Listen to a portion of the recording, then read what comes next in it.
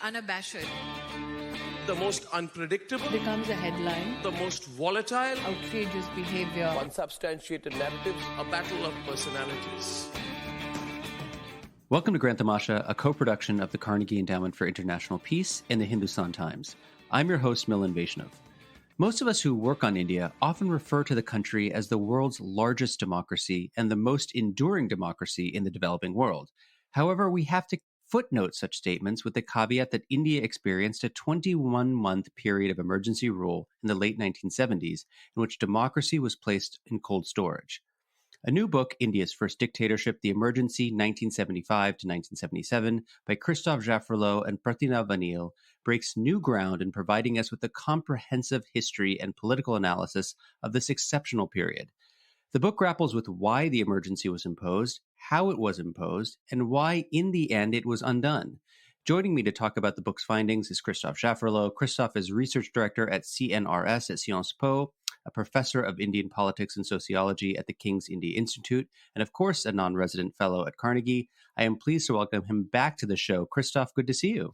Good to see you, Milan. So congratulations on what is an exceptional achievement in many, many ways. And I want to get in very quickly to the substance. But before I do that, let me just ask you a bit about the history of this book, because it has a very long journey. You know, you point out in the preface that you signed a contract with your publisher in the late 1990s to write a book on the emergency. Life took various twists and turns. You published many books in between then. Tell us a little bit about how the idea traveled from sort of an idea in your head to execution. You know, along the way, you also have picked up a co-author, it seems. Yes, exactly. No, this is indeed a very old project. And as you said, Michael Dwyer, the director of Hearst and my publisher for 25 years now, had commissioned me to write a book on the emergency in the 90s because I had just published with Hearst my first book, The Indonesianist Movement and Indian Politics. And I had discovered that the role of RSS and the JP movement before the emergency were very much understudied. There was no book on this period. I mean, no academic account of this period, the emergency. So we decided that we would do a book on this with Michael. But soon after, in 2000, my biography of Dr. Ambedkar was published, and then 2005, India's Silent Revolution on the rise of the OBCs in North India. Then I started to work on Pakistan and wrote The Pakistan Paradox for Hearst again. In fact, all these books were for Hearst. So finally, two things happened and made me return to this project in the early 2010s. In fact, while I was teaching with Sunil Kilnani at SAIS in Johns Hopkins, he gave me access to the Granville-Austin's papers, which comprised of the transcripts of the hearings of the Shah Commission. And these sources were very precious in almost every domain from the Maruti story to the testimonies of political prisoners of the regime, including the Lawrence brothers, for instance. That was the first, factor for rejuvenating this project. And the second one was that one of my Sciences Po students, Pratinav, Anil, was interested in working on these documents, which were massive. And Pratinav has played a major role in the classification and digitization of these documents, which are now accessible online, thanks to Stanford and Berkeley, and accessible as hard copies, so to speak, as archives at Ashoka University. So, and as you said, we became co-authors because Pratinav is brilliant and very hardworking, and we did this book in 3-4 years, finally.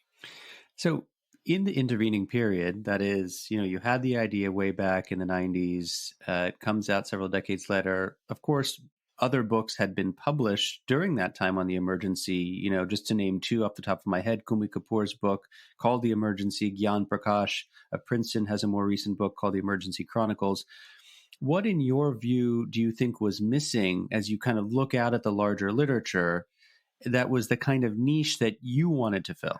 Well, I wanted to write a political science book, a book that would characterize the emergency as a regime. And that would also offer an explanation of the emergency that could be used by non-India specialists as well. It's a case study that can fit in a comparative perspective. And also something, of course, that was needed was to use these Granville-Austin's papers that nobody had used before. I mean, that was, of course, very important. So for these reasons, for these two reasons, but the first one was, of course, the driving force. How could we characterize the emergency as a regime? And secondly, what had made it possible? And that was something I found interesting in the context of the mid-2010s. But by 2015, we saw authoritarianism staging a comeback and somewhat propelled by similar forces of populism. So to return to the first Indian experience or experiment with dictatorship was not only interesting from an historical point of view, but from a political science point of view. And this idea that authoritarianism is different from other kinds of regimes. And in contrast to post-coup or post-revolutionary forms of totalitarianism, it crystallizes only when it receives some support from other leaders. I mean, beyond the rulers. And the emergency is a very interesting case study for that, because you see a very large array of supporters, from the communists to the corporate sector, and of course the middle class in the middle that supported it as well. So yeah, it was, I think, one of the reasons why it was not redundant, but a way to bring something new to the knowledge, and once again in some comparative perspective in mind. One of the first questions the book tries to grapple with is exactly what is the nature of the regime that the emergency represents. And, for our listeners who are not political scientists, I would venture to say this is not merely an academic question. Unless you understand the contours and the dynamics of the regime, you really can't understand how it came to be, what sustained it, and what eventually undid it in the end. You and your co-author reject the idea that the emergency was a totalitarian regime, but you do find that it was an authoritarian regime, although not a very kind of straightforward linear one, right? And in fact, one of the most interesting things you document is that the nature of the emergency regime actually exhibits variation over time, right? So as a political scientist, how would you characterize this particular species, if you will, of authoritarianism? Well, we call it in chapter 1 a constitutional dictatorship. And I think that's the starting point, because there is nothing illegal there. It is promulgated by the President of the Republic according to Article 352 of the Constitution. This promulgation is validated by the government, passed by Parliament. It goes to both houses. And certainly thousands of opponents are arrested, but key institutions continue to function. The Lok Sabha, the Rajya Sabha, the lower house, the upper house, all their sessions, with opposition MPs who have not resigned, even after their term is over. These two houses pass laws, amend the constitutions. Parties and trade unions are not banned. Politicians are behind bars in large numbers. Trade unionists are behind bars in large numbers. But the parties and the unions are not banned. And the judiciary is unaffected, They continue to do their job. And nobody resists. I mean, few people resist. And none of them from these institutions. and the Supreme Court validates all the laws and the amendments to the Constitution reducing freedom, including the famous habeas corpus case.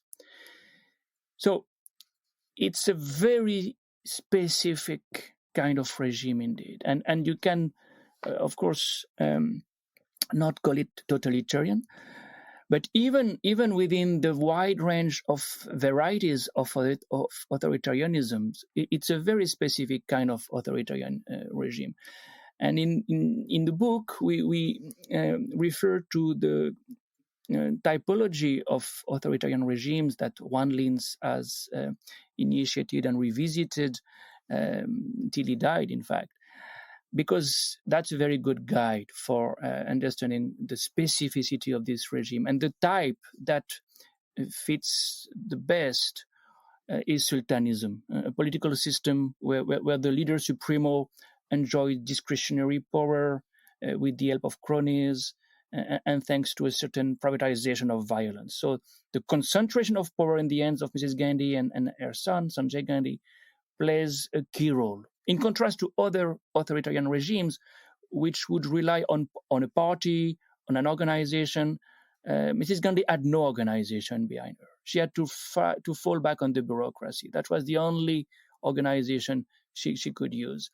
And in fact, Sanjay, in particular, used bureaucrats like Jagmohan, the man in charge of urban planning in Delhi.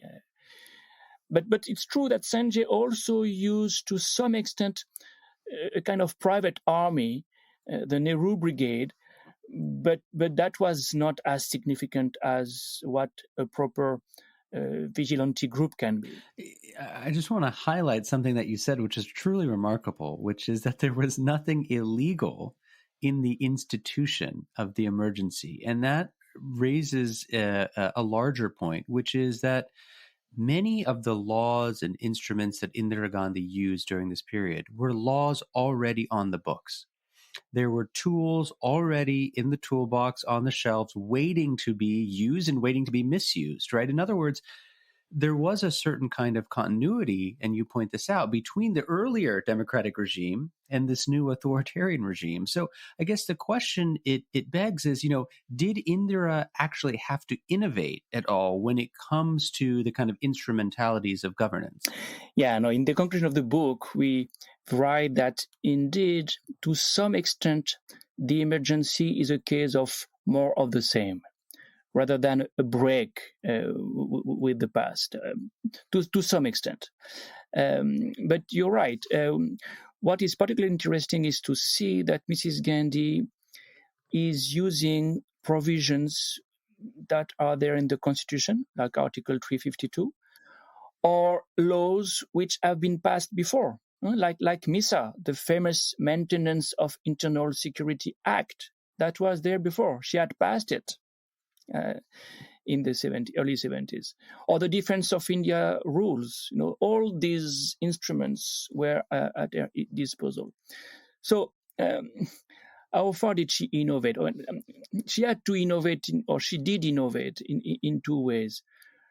First of all, she radically transformed the Constitution, making the executive unaccountable to the judiciary and contesting the fundamental structure thesis that was sacrosanct till then. And they see the legacy of the early 70s, of the populist repertoire that she adopted to fight the Supreme Court in the early 70s. In that sense, there is a lot of continuity. She did not want the judges to decide what was good for the people. The people had voted, and she didn't want to indulge in the tyranny of the unelected. By the way, this is a phrase by Arun Jaitley. The tyranny of the unelected is something that, of course, no populist is happy with. And secondly, she uses state power in a radical way. More of the same in terms of sterilization, yes, much more of the same. Because certainly before there were campaigns of sterilization, but nothing of the magnitude of what India saw in 76. Same with slum slum clearances, in the name of anti-encroachment drives and cities beautification. Yeah, the poor had experienced that before, but never on such a scale. So these are the two quote unquote innovations that she introduced. I want to ask you a question about ideology, because this is something that I found myself actually reflecting on some misperceptions I had had, right? Where you argue that the ideological premises of the emergency, and Indira Gandhi famously launched this 20-point program. It was neither straightforward left of center socialism nor traditional right-wing conservatism as we understand it. The policies she rolled out, you argue, are consistent with quote unquote populist authoritarianism mixed with quote unquote corporatism. Yeah. Yes. And I think most of us use as a kind of shorthand, that Indira doubled down on sort of leftist policies, but the story isn't so simple, is it? Yes. Like most of the populists, Mrs. Gandhi had a pro-poor discourse, but her policies did not match this discourse. That was enshrined indeed in her 20 points program, but the 20 points program are really schizophrenic. You have half of these points in favor of the people and half of these points almost in favor of the owners of the factories where the poor are supposed to work. No, the poor have not benefited much from Mrs. Gandhi's policies. And this is, I think, the landmark of populism. The populist is not for redistribution. The populist is much more for status quo. And in the case of land reform, she had promised much and she did not deliver. She did deliver more than what she had done before emergency, but only slightly more. Similarly, the abolition of bonded labor did not materialize because there was no alternative to money lenders. And in fact, they did not try hard to create alternatives. Pranab Mukherjee was in charge of this, and Pranab Mukherjee did not act very, very quickly on that front. Similarly, house sites were not provided to many people. They were, to some extent, but not as much as promised. So you can't say the emergency was pro-poor in any way. And by contrast, the emergency introduced a productivist discipline. Strikes were banned. The number of workdays lost for that reason dropped dramatically. And in parallel, the bonus of 8% of the wages that Mrs. Gandhi herself had introduced in 1971 was abolished. So it's not a pro-poor system as much as a pro-business, you can say even capitalist system. And this system is corporatist because the representation of class interest is legitimized. Trade unions are not banned, but thousands of unionists are behind bars, and the unions have to fit in a new system of representation that is intended to promote class collaboration. Workers and businessmen are required to sit in the national apex body and to cooperate for modernizing the Indian economy. And these bodies exist, of course, at the state level and local level. Really, you see how the real beneficiaries are not the poor, but those who make the poor work for them. And it is probably, if we look at the emergency at the turning point, the moment when liberalization, or if you want, a supply side oriented kind of economic policy is initiated for the first time in India. Christophe, I want to ask you about a shift in the book, which is between the years 1975 and 1976. And in the latter year, Indira Gandhi's son, Sanjay Gandhi, emerges as a much more central protagonist, I guess we could say, in the story, where we see even more ruthlessness, even more centralization. Could you help us understand the sort of shift from phase one to phase two? Was there kind of a clear cut point that delineated the two, or was it a kind of a gradual transition? How do we understand these two phases? Well, there is no exact date for this transition. Sanjay was already very active before. He was very much there the day the emergency was declared. In fact, he was the one who gave a ring to the chief ministers. He was the one who was also behind the, if you want, sidelining of Ike Gujral, who was sent as ambassador to USSR because he was not as good as VC Shukla as information and broadcasting minister, he thought. So Sanjay was there from day one. But he asserted himself, certainly, and he developed a parallel power structure gradually. And you can say that this new balance of power became very obvious when the Youth Congress had its convention in November 76. November 76 is, in a way, a culminating point, the culmination of this rise of Sanjay, who had already built his parallel power structure. He had appointed very close friends at important posts. Bansilal became defense minister. Om Mehta was the minister of Home. And in fact, it's interesting. Sanjay related to home ministers, Om Mehta, Pranab Mukherjee, younger ministers, who in fact were much more effective than their seniors, who had been appointed by Indira. So you had a kind of parallel power structure. But by November 1976, you see that Mrs. Gandhi let him grow and acknowledge that Sanjay is very dynamic. The Youth Congress may be at last the cadre party she was longing for. She wanted to transform the Congress party into a cadre-based party as early as the early 70s, but that did not work. And she let him appoint at the helm of the Youth Congress people who had no political culture. You can even say that there is a kind of lumpenization of the Youth Congress and therefore of Congress. And many of these newcomers will stay. They will never leave Congress. Many of them are still here. So Sanjay has, in that sense, made quite a strong impact, and that's around this time, 75, 76. But 76 is definitely the year of Sanjay and the moment when he asserted himself as the real power, at least the real power behind. I mean, just as an aside, you highlight one of the things that I think is of particular interest to you and I, which is the criminalization of politics, right? It really does. This was an inflection point. Atul Kohli in his book talks about the rise of a Sanjay culture, right?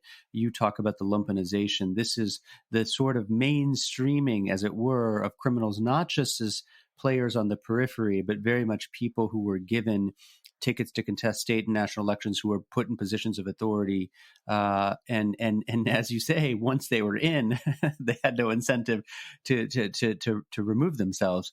One of the fascinating parts of the book, and I think it's sort of there in our minds sometimes, but you have actually gathered empirical data to sustain it, is this unevenness of the emergency, right?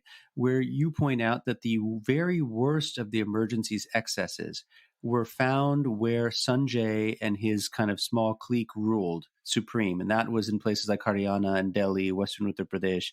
The further you traveled from the capital, the weaker the effects of the emergency were, it seems. I mean, not entirely, but to a certain degree. Is this just about kind of geographic proximity to the center, or is there something else kind of politically or sociologically going on that explains the kind of unevenness? Well, it's a mix of both, I think, because clearly for Mrs. Gandhi and Sanjay, to control Delhi and its periphery was a priority and was easier. The network was not that dense after all. They did not have a strong party apparatus to rely upon, for instance. But it's also a reflection of the structure of political power in India at that time. Congress remained very well entrenched in the Indie Belt, but weak beyond. Beyond this meta region. And this weakness can be attributed to two different factors. One, there were strong opposition parties beyond the Indie Belt.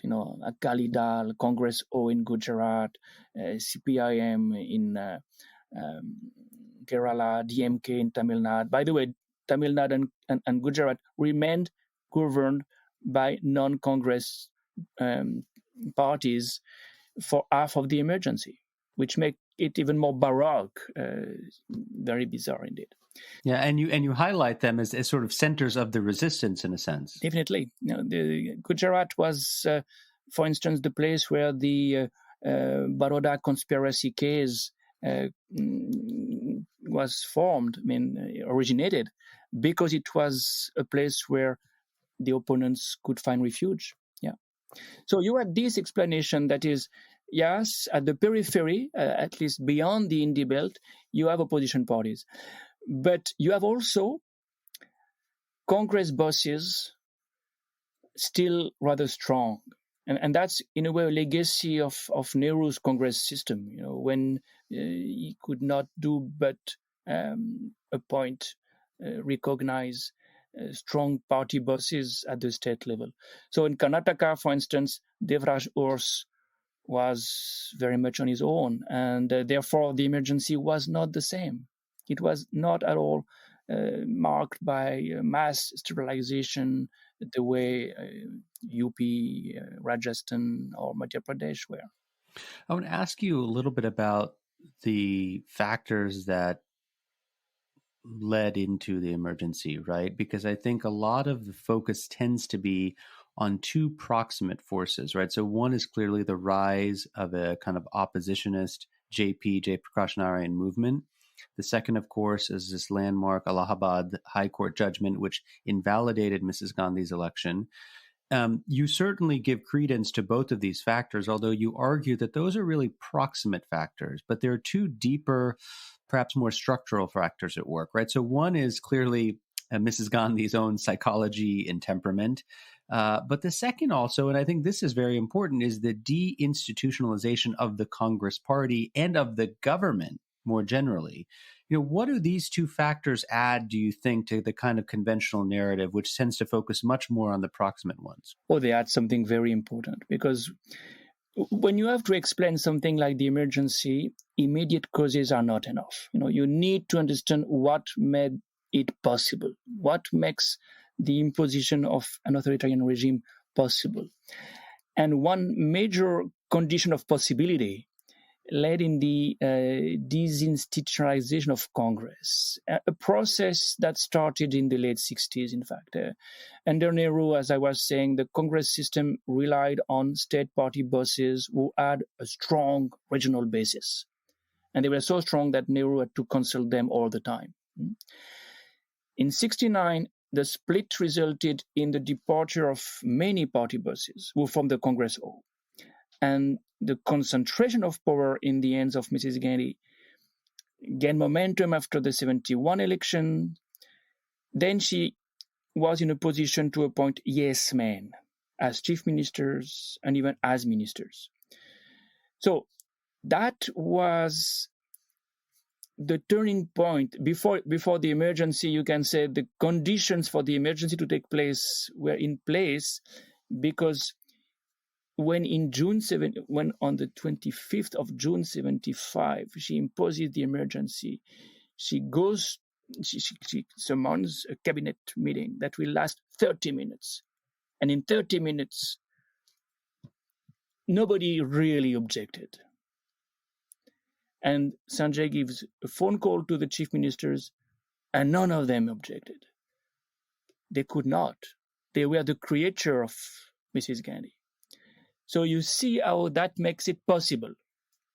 It's not the root cause of the emergency, but the fact that the party was now in the hands of a couple of leaders, you can say 2 leaders, that made it possible. Of course, there was very little resistance from within the Congress. But one of the most disquieting findings of your book is even when you look at sections of the media, the judiciary, civil society, even the political opposition, is how so many people and institutions crawled when they were merely asked to bend, right? This is a phrase which has recently re-entered our lexicon, given recent events in India. Now, obviously, part of this has to do with fear, intimidation, but you emphasize something different, which is beyond those factors, there was a shallowness of democratic culture, right? So even when it comes to the Jan Sangh or the RSS and it's the various elements of the Sangh Parivar, they were not necessarily, you argue, straightforward defenders of democracy. Why not? Well, in the case of the Sangh Parivar, this is not too difficult to explain. The kind of democracy that India had enshrined in its constitution in 1950 was not their cup of tea. And during the emergency, they made it clear that to lift the ban on RSS was their only priority. And Balasaheb Devras, the RSS chief, wrote 2 letters to Mrs. Gandhi saying that RSS would support her if she lifted the ban. But other politicians were negotiating with her in parallel, including Charan Singh. And many MPs preferred to retain their seats rather than fighting the regime, even after their term was over, as I said, to the chagrin of the few committed ones, like Madhulimai, who said, "What the hell are you doing? You are just making this regime even more legitimate." So politicians indeed have not shown such a deep commitment to democracy in many ways, except clear exceptions and remarkable exceptions. But beyond politicians, Supreme Court judges fell in line. Fali Nariman was the only lawyer who resigned. Few journalists resisted. Most of the people adjusted, in fact. This is the word. They adjusted to the new dispensation. And observers like Kuldeep Nayar, who had anticipated a revolt in case of the imposition of any authoritarian regimes, were taken aback because they could not make sense of this passivity. They thought the people would demonstrate en masse. So, yes, this can be seen as a reflection of the shallowness of democratic culture. And this is what I'm working on these days, because that was the most striking discovery we made. And one of the explanations we suggest in the book has to do with what Dr. Ambedkar called hero worship. Hero worship makes it possible for citizens to obey. And I call this the strong man syndrome or the strong woman syndrome. Citizens are prepared, and maybe in India more prepared than in other societies, to accept the diktat of a leader, provided he or she displayed charisma. And charisma is a very important notion here. And I draw this from, of course, Max Weber's sociology. And in Weber's sociology, charisma is not necessarily based on virtuous deeds. It doesn't necessarily does the good. It's defined as the quality of an individual who does things extraordinary. And Mrs. Gandhi had done things which were extraordinary. After all, she had broken Pakistan into 2 pieces. She had tested the first nuclear device, and she had imposed the emergency. This is not good, but it's extraordinary, and people are mesmerized. So you have this respect for the strong man or the strong woman that has probably cultural roots, and that probably neutralizes some of the democratic culture. One of the biggest puzzles of this period is Mrs. Gandhi's decision to hold elections in 1977, thereby ending the emergency period. Of course, we know the outcome of that election. The Congress was utterly routed by the Junta coalition. And you talk a little bit about the factors and the miscalculations that perhaps went into that. But to me, an even bigger puzzle, and I understand that it's outside the timeline of this book, is why the voters, just a mere 2 years later, 1980, vote Mrs. Gandhi in the Congress back to power with a single party majority yet again after this junta government collapses. Of course, this isn't a subject of the book, but I couldn't help but ask, given that you've thought about this period more than most, do you have a better understanding of how we might explain this, what would seem like a surprising result in 1980 of, you have an emergency, you get kicked out, and then you get brought back in just 2 years later? Yeah. Well, I've not looked at the few opinion polls we may have to make sense of the 1980 elections. But some ethnographic studies are very telling and suggest, and I would say, three explanations. First, for many people, the emergency was just more of the same. Except mass sterilization, how different was life for slum dwellers, already victims of anti-encroachment drives, for the landless peasants, who, by the way, might have received some more land than before during the emergency.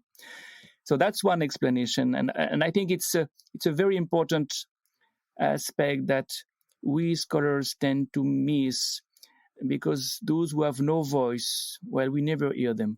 In that particular case, they might not have voted differently because they might not. In many cases, they might have not felt a substantial difference. But then there is another explanation that ethnographic studies are very interesting in reading. They do not attribute the victims, when they have suffered, what had happened during the emergency to Mrs. Gandhi. Mrs. Gandhi is beyond accountability. That's what you find in the book by Emma Tarlow, Unsettling Memories. She has interviewed people who have been victims of the emergency 15, 20 years later. And none of them would consider that she was responsible for what happened. Now, you have to go back to Vasily Grossman for understanding what it reflects in terms of hero worship. And that's the third explanation. Yeah. I fall back on this idea that, you can say the hero cannot be wrong. And my third explanation is India needs a strong leader. Even if we have to suffer, we do have to rally around a strong leader. This is the strong woman syndrome again.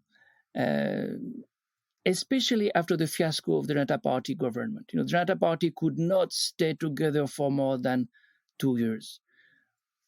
India needs a strong leader, and they gave a weak government. We are back to this, I would say, psychological explanation that explains also why democratic culture may be shallow. And that reflects, I think, a deep sense of authority, rooted in a sense of social hierarchy and patriarchy, and probably also a deep sense of vulnerability, especially among Hindus who have been described as effete by the British, who fear others, including neighbors, reformers who may destabilize society. Authority is very important. So even if, yes, she did the emergency, but we better have someone who did the emergency and can lead the country as a strong leader, rather than weak prime ministers. Well, I can't let you leave, Christophe, without asking you to reflect on the current period. Many scholars, including people like Pratap Bhanumehta and others, have argued that, what India is currently experiencing is a undeclared emergency.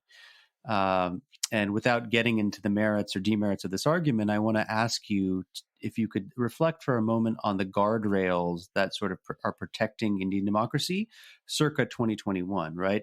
When you look back at the mid-1970s, you found that many of those guardrails, many of those institutions, many of those norms, in fact, were either non-existent or badly wanting.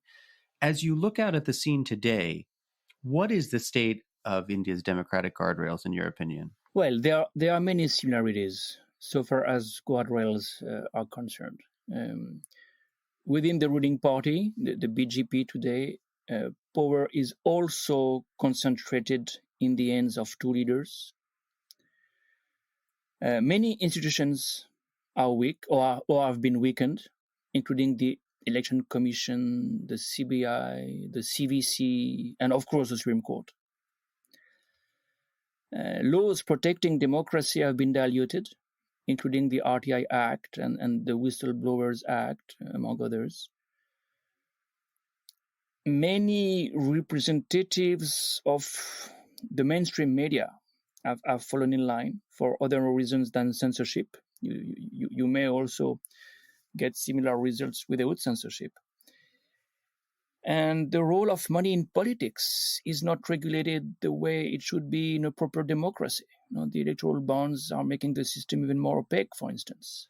And here, just to interrupt you for a second, there is an analog, which is Mrs. Gandhi's 1969 decision to ban corporate donations to political parties without using that opportunity to institute a system of public financing, right? Which essentially then de facto and de jure shoved political funding underground. So it predated the emergency, but really helped to kick off this period of opaque political finance, which has only become more opaque now. Definitely. And the subtext is crony capitalism.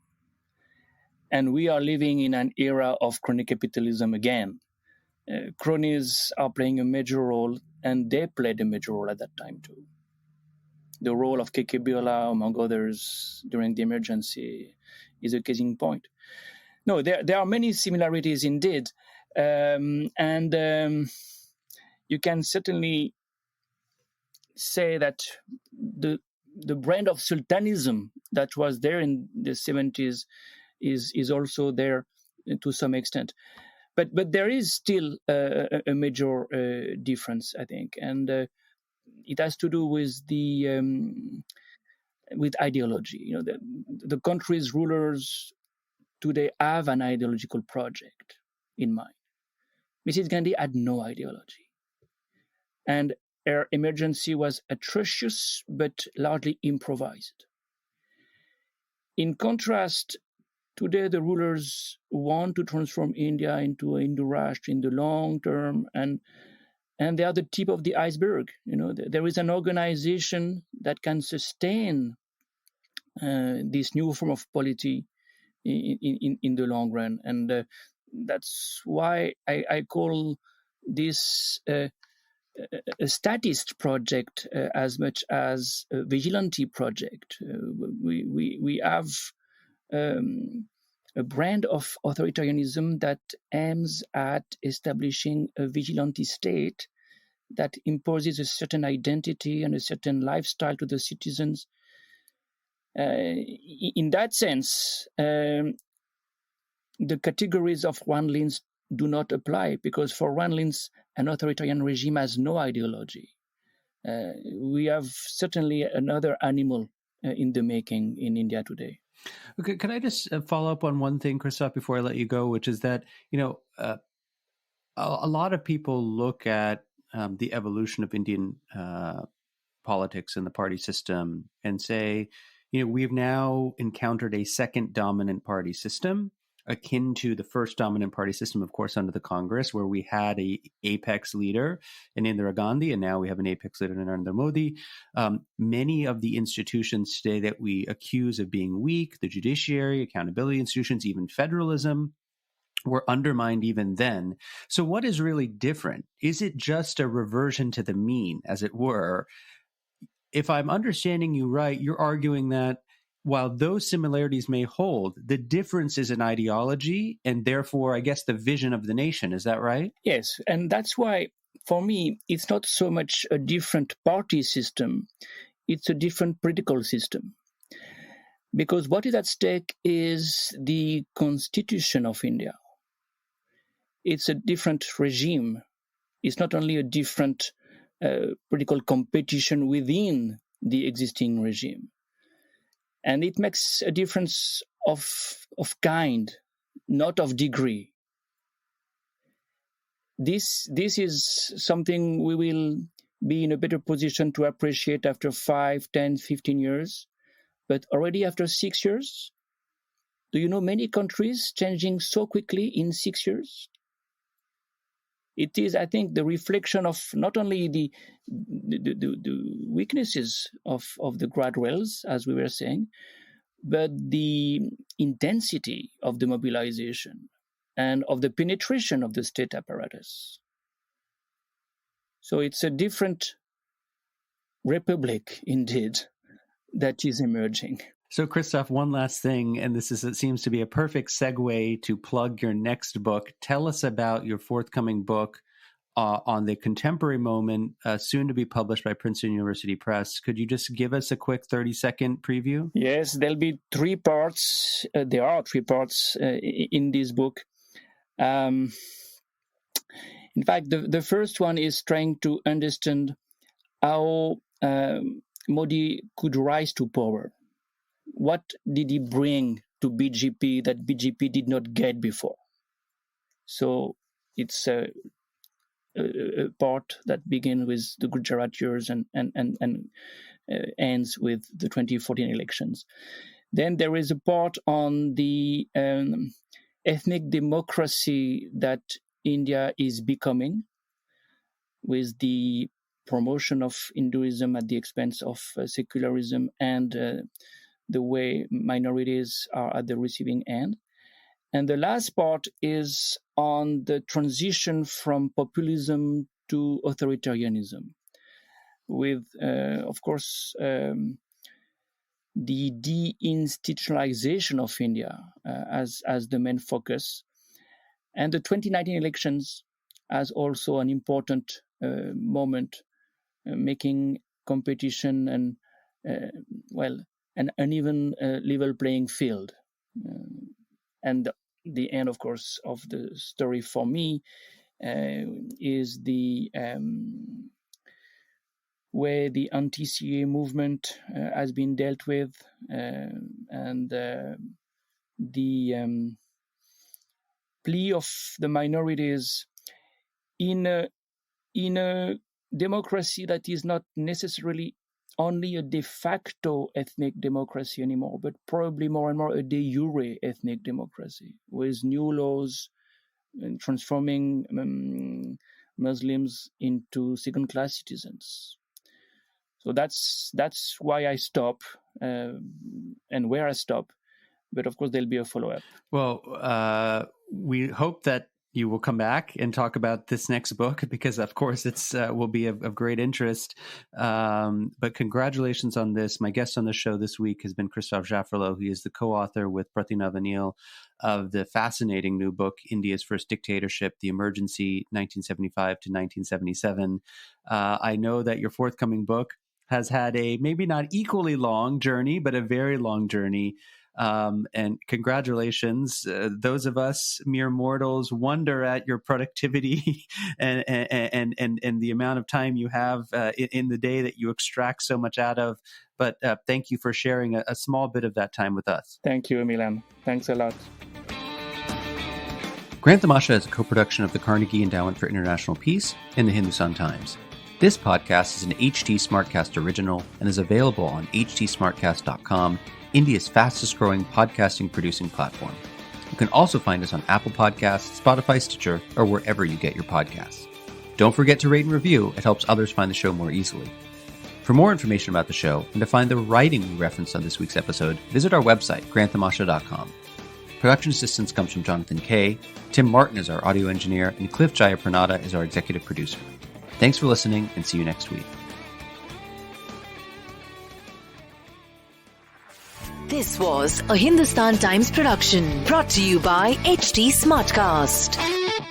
HT Smartcast.